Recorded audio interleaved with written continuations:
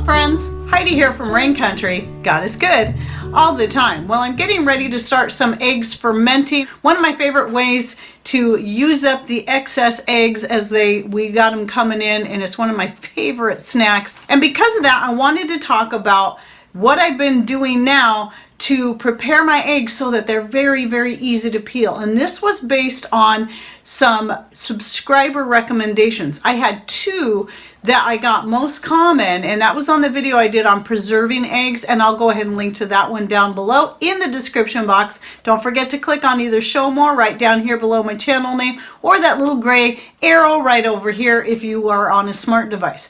But one of the ways was steaming. Now, I've yet to try the steaming method, but I've heard really great things. That one was one people said over and over. And the other one that people kept saying was putting their eggs directly in hot water. Now, if you're new to the idea of making hard-cooked eggs in the shell from fresh eggs directly from your chickens, it's not the same as the ones you get at the store. They don't peel near as easy unless you do it the right way, because what happens is on a fresh egg the membrane wants to stay very strongly stuck to the egg white, so that when you go to peel it, it wants to pull the whole egg apart. And I've tried many different methods. Now, I started boiling eggs when I was a kid because I've always loved hard-boiled eggs. And I learned right away not to put cold eggs into hot water. So I was really surprised when people were saying that. And I thought, okay, maybe I need to try that. But instead of taking eggs out of the refrigerator and putting them in hot water, instead using the freshest eggs I had that were still waiting to be washed, because those ones would at least be at room temperature.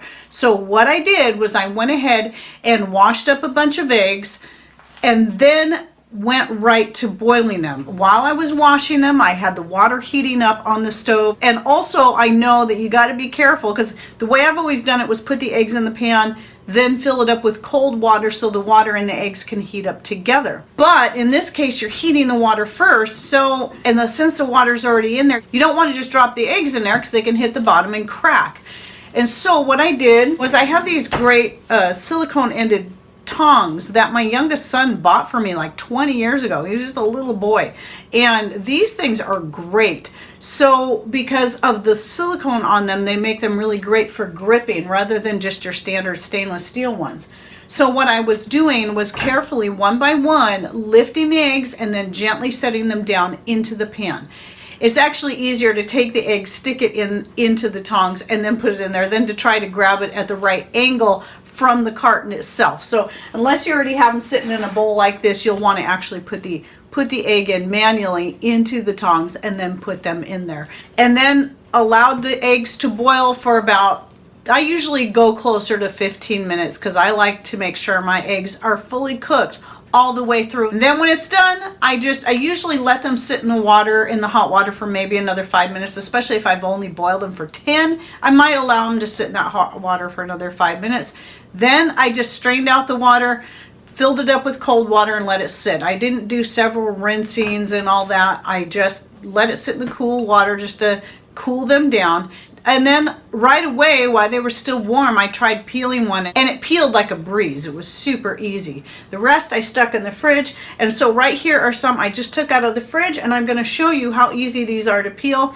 I'm just so excited because every single egg from the first batch I tried that way peeled so easily. No problems with any of the egg tearing, even though these were the freshest eggs I had from my own chickens. And today I'm only going to be making a quart of the fermented eggs, and I'll go ahead and take you through that process because it's easy. And even though I have several videos, I just want to share with you the recipe I'm using today. And this is also why I'm doing a smaller batch, because I'm trying something new. So let's go ahead to get to peeling these eggs. I like to make sure that I crack them all the way around, and I'll roll them around. So a lot of times it's not so much about how you peel the egg, it's about how you prepare the egg. And it's a matter of making sure you get, usually starting on that fat end is best. And though this one isn't peeling as easily as others, it's still not ripping. And so you just want to get under that membrane, and usually the easiest way to do that is from the fat end of the egg. Okay, so but I still like to crack it all the way around. I'll roll it a little bit. But anywhere where you can get under that membrane and just start peeling it away. And it's just, look at that. Peeling, these were fresh eggs. Practically straight from the chicken. I'll do a couple more on camera just so you can see that this is really working. Again, I haven't tried the steaming method. Oh, here's one. Look at that. That's just peeling off in one almost pretty much solid piece. That was beautiful. Now again, I haven't tried the steaming method yet, but I've heard really good things about it, so I might experiment with that. And so I'm going to finish peeling these eggs and fill up this jar. And since this video is pretty short, I'll just show you what I do to get these fermented. Okay, and there we go. Now I did actually have a couple that were harder to peel, but I think it's because instead of, this is the one thing I do like to use my electric range for, is anytime I'm trying to boil something hard like pastas or eggs, I do like to use my actual electric range and not a hot plate because it just doesn't get hot enough. And since most of these were done yesterday on the hot plate, I don't think they cooked as well as they do on the electric range. So some were harder to peel, but they all still turned out beautiful. I did have one that got a little chunk taken out of it, but other than that, it looks pretty good.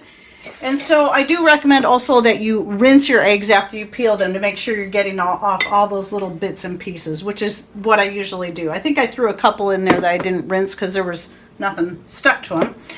And then what I do for the fermenting, well, I usually like to add my herbs and spices first.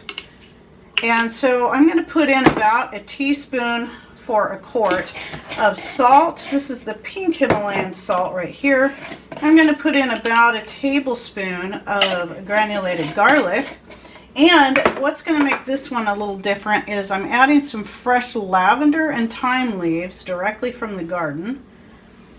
So about a tablespoon of each of those approximately, and again about a tablespoon of red pepper flakes. So like a little spice in there. You can use black pepper. You can use any herb or spice you want. I've tried adding like tapatio to my fermented eggs. That was pretty good too.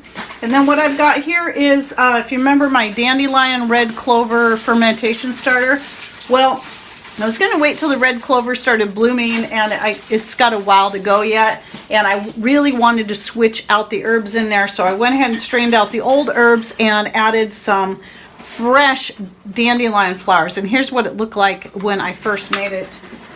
Yeah, it looked really pretty.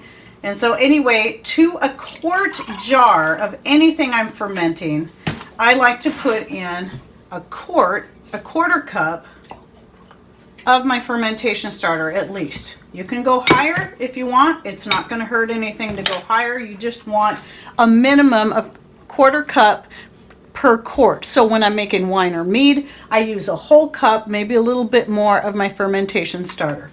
Then I always add a little sugar to the fermentation starter to keep it fed. Usually about a teaspoon or less, maybe.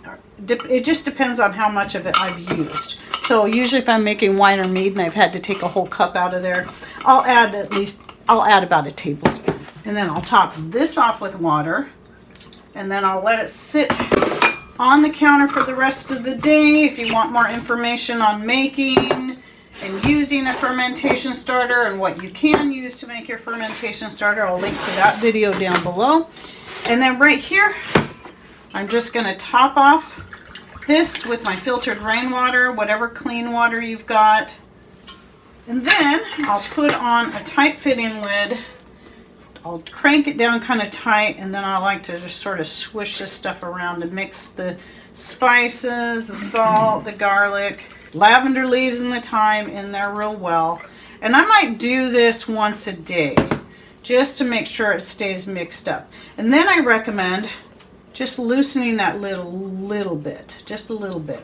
And then I just set it aside and I'll let it ferment for 3 to 4 days. You can let it go longer, it's up to you. A lot of times I'll stick it in the refrigerator after that, but you don't have to. You can leave it out on the counter.